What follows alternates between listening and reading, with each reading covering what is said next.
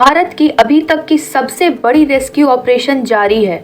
Officials का कहना है कि 12 नवंबर को कोलैप्स हुई एक अंडर कंस्ट्रक्शन टनल के अंदर फंसे सभी 41 मजदूरों को आज किसी भी तरह बाहर निकाल दिया जाएगा।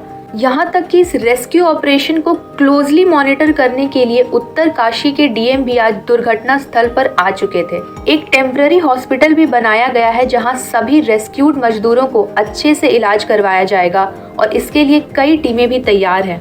जैसा कि कहा जा रहा है कि उत्तर काशी रेस्क्यू ऑपरेशन अपने लास्ट स्टेज में एंटर कर चुका है, तो जानिए इस रेस्क्यू ऑपरेशन के कुछ अहम अपडेट्स। पिछले 10 दिनों से रेस्क्यू ऑपरेशन चल रहा है और आज इसका आखिरी दिन होने वाला है, इसकी पूरी उम्मीद है। इस रेस्क्यू टीम ने हॉरिजॉन्टल ड्रिलिंग की मदद से मलबे के थ्रू 45 मीटर की गहराई तक 6 इंच चौड़ी पाइप लगाई है और इसी पाइप के थ्रू मजदूरों तक खाने पीने की चीजों की डिलीवरी भी पॉसिबल हुई थी। चलिए, ये तो रही रेस्क्यू ऑपरेशन की बात, लेकिन आखिर इंडिया में बार बार ऐसी घटनाएं होती क्यों हैं और कैसे होती है? क्या यहाँ काम कर रहे मजदूरों की अपनी कोई जान नहीं है? क्या उनका कोई परिवार नहीं है? लेकिन अक्सर ऐसी खबरें आती है कि आज यहाँ ब्रिज कोलैप्स हो गया तो कल वहाँ टनल कोलैप्स हुआ है। इसमें आखिर कहाँ और किसकी गलती होती है? बात करें इस टनल के बारे में तो अंडर कंस्ट्रक्शन सिलक्यारा टनल जो है वो सिलक्यारा और डंडाल गांव के बीच 4.5 किलोमीटर तक फैली हुई है और ये सरकार की 4 धाम सड़क योजना के हिस्से के रूप में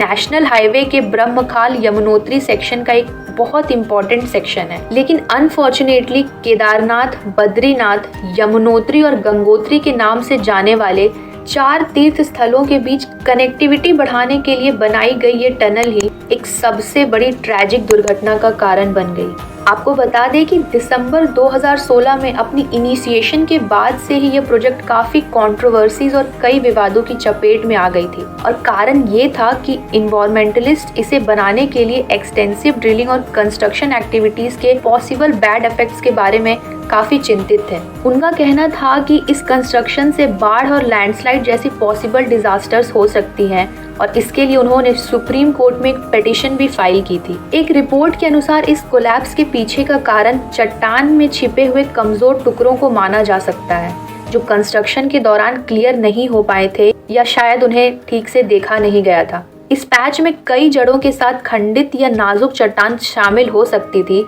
जो इसे काफी कमजोर बनाती गई।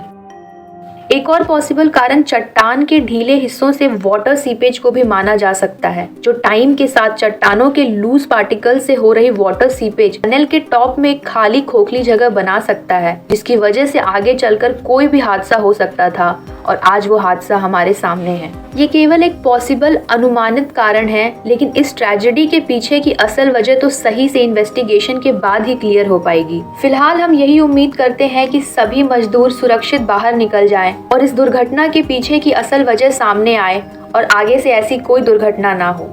ऐसी ही और खबरों के लिए बने रहिए हमारे साथ। जय हिंद, धन्यवाद।